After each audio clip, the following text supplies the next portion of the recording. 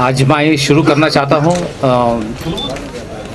ये बताते हुए कि आज का जो Jammu and Kashmir light infantry regimental centre का जो परेड था, ये बहुत प्रोफेशनल तरीके से कंडक्ट किया है और इसके लिए बधाई है कि हमारा जो कमांडेंट साहब हैं, उनके ऑफिसर्स हैं, इनके जितने भी ड्रिल उस्ताद हैं और ख़ास तौर पर आज का 122 रिक्रूट ट्रेनिंग जो कैडर था उसके लिए। मुझे पता है कि ऐसा ड्रिल कंडक्ट करने में कितना मुश्किलात आता है, बहुत कोऑर्डिनेशन अच्छा था, उन सब के लिए बधाई।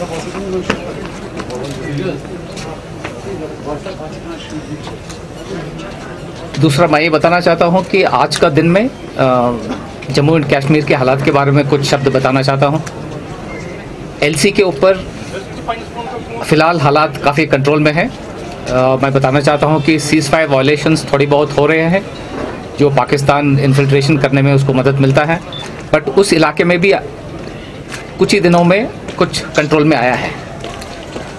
और इस साल हम इन्फिल्ट्रेशन काफ़ी हद तक रोक पाए हैं। जैसे पिछले साल तकरीबन 130 आदमी इन्फिल्ट्रेशन हुए थे, इस साल ये फिगर 30 से कम है। इतना बदलावट आया है और मैं उम्मीद करता हूँ कि इसकी बदौलत अंदरूनी हालात में भी काफ़ी सुधार आएगा। हाल ही में आज सुबह केरन सेक्टर के अंदर नदी के पार, किशनगंगा के पार, आज ट्यूब के माध्यम से 4 AK-74 और काफ़ी तादाद का अम्यूनिशन आज पाकिस्तान ने हमारे इलाके में घुसने की कोशिश किया है और हमारे जवान जो सतर्क थे, हमारे सर्वेलेंस डिवाइसेस की बदौलत उस कैशे को आज हम पकड़ पाए हैं। ये मोटे तौर पे दर्शाता है कि पाकिस्तान की इरादों में कोई बदलावट नहीं आया है और आगे भी हम उनकी जो भी गलत इरादे हैं उसका इलाज हम करेंगे। हिंटरलैंड ऑपरेशंस आप सब देख रहे हैं कि लगातार हम टेररिस्ट को न्यूट्रलाइज कर रहे हैं। आज सुबह भी वनारार बिजबेहरा के इलाके के अंदर एक फॉरेन टेररिस्ट और एक लोकल टेररिस्ट को आज हमने न्यूट्रलाइज किया है और ये देखने में आया है कि जहाँ भी हम ख़ास तौर पर फॉरेन टेररिस्ट को न्यूट्रलाइज करते हैं उस इलाके में एक अलग शांति आता है। पुलवामा, शोपिया में ख़ास तौर पर पिछली 2-3 महीने में जो ऑपरेशन हुआ है उसकी वजह उस इलाके में काफ़ी हद तक शांति आया हुआ है। और इसके साथ साथ मैं ये भी बताना चाहता हूँ कि रिक्रूटमेंट में पिछली 6 महीने में कम हुआ था, बट पिछली 1 महीने के अंदर थोड़ी बहुत बढ़त हुआ है। बट उसके साथ साथ जो मुझे उम्मीद नज़र आता है कि कई टेररिस्ट जो उस पार गए थे वो सरेंडर को शामिल हो रहा है, सरेंडर कर रहे हैं। उसके बारे में हम ज़्यादा आवाज़ नहीं करते हैं, बट ये एक अच्छी इंडिकेटर है मेरे लिए। बाकी कोविड की समस्या फ़िलहाल अभी भी है, उस दिशा में जो भी आर्मी आवाम के साथ मिल के जो कंट्रोल करने में हो सकता है वो कार्रवाई हम कर रहे हैं, आगे भी हम करते रहेंगे। और दूसरी बात ये देखने में आ रहा है कि इकोनॉमिक एक्टिविटी धीरे से पकड़ में आ रहा है।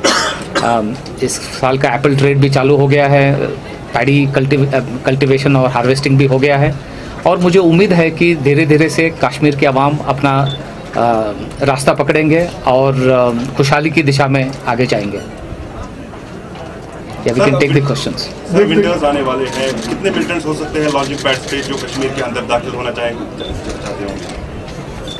हमारा इंट एजेंसीज के अनुसार तकरीबन 250 से 300 तक टेररिस्ट लॉन्च पैड में है पाकिस्तान की तरफ, बट उनका लगातार कोशिश की बावजूद हम उनको रोक पाए हैं अभी तक।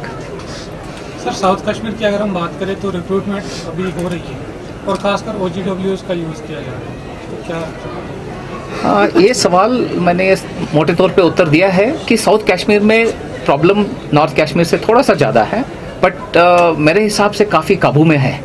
पिछली 15 दिन में रिक्रूटमेंट में कमी हो गया है, 1 महीने पहले उससे थोड़ा सा बढ़ गया था और मुझे उम्मीद है कि इधर की जो नौजवान हैं उनको जो रास्ता सही है वो नज़र आएगा और हम उम्मीद रखते हैं कि ये जो सिलसिला है वो उसमें घटौती आएगा। Will the harvesting help you in carrying out more operations in South Kashmir once the harvesting is complete? Because of vegetation you are not able to. मेरे हिसाब से हार्वेस्टिंग से ज़्यादा ताल्लुकात नहीं है। हार्वेस्टिंग हो, पैडी कल्टीवेशन है या ऑर्चर्ड के अंदर जो वेजिटेशन है, उससे ज़्यादा फ़र्क नहीं पड़ता है।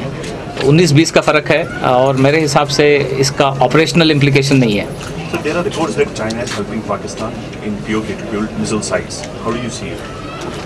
ये मैंने मीडिया में देखा है कि पाकिस्तान चाइना को मदद कर रहा है या चाइना पाकिस्तान को मदद कर रहा है।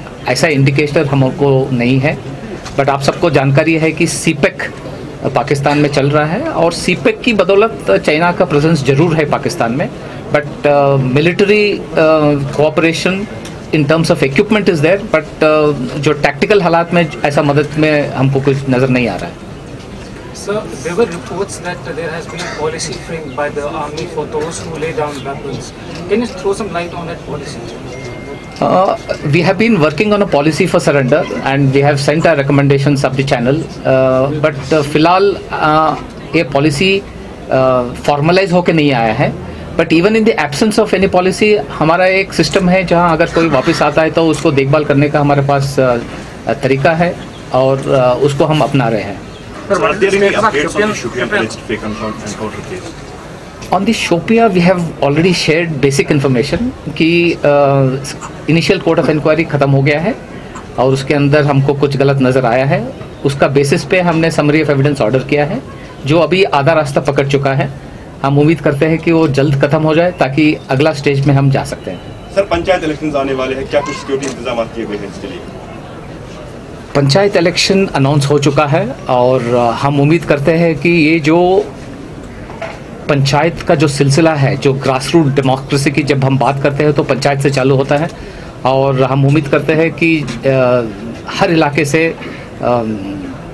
आवाम आगे आए और पंचायत इलेक्शन में हिस्सा लें ताकि उस इलाके की डेवलपमेंट हो और उसको सही सलामत कंडक्ट करने में जो भी हमारी योगदान की ज़रूरत है हम उस पर अमल करेंगे। Irfan, Sir, there are continuously attempts to push arms and infiltration bit across the line of control. Yes. Do you think that Pakistan is trying to engage on the second front so that there can be some negotiations on the LAC? ये जो आप सवाल पूछा है कि the desire for Pakistan to push weapons is very much alive.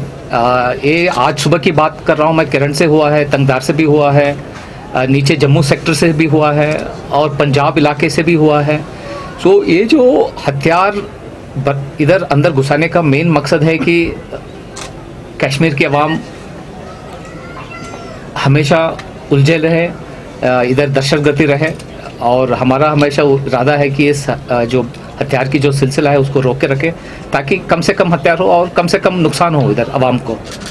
और इसमें हमको ज़रूर आवाम की मदद चाहिए ताकि इस दहशतगर्दी की जो सिलसिला है उसको रोक पाएँ। Sir, today morning you also recovered an M14 carbine rifle. We have been seeing pictures of new weaponry in Kashmir which we haven't seen earlier. Do you think what is the reason behind selling this kind of weaponry to Kashmir? ये सवाल M4 हो, M16 हो, ये एक हथियार जैसे ही है, ये मतलब पाकिस्तान की तरफ शायद ये हथियार थोड़ी ज़्यादा हो गए होंगे और उसको इधर भेजना चाहते हैं और देखने में भी थोड़ी सी टेररिस्ट उसके साथ खड़ा होता है तो थोड़ा थोड़ा मैचुअल ऐसा लगता है, बट उसके अलावा हथियार होता है। एक पिस्टल से भी एक आदमी मर जाता है और एक ही ऐसे भी आदमी मरता है। सो मेरे हिसाब से इसका कोई ज़्यादा फ़र्क नहीं आएगा।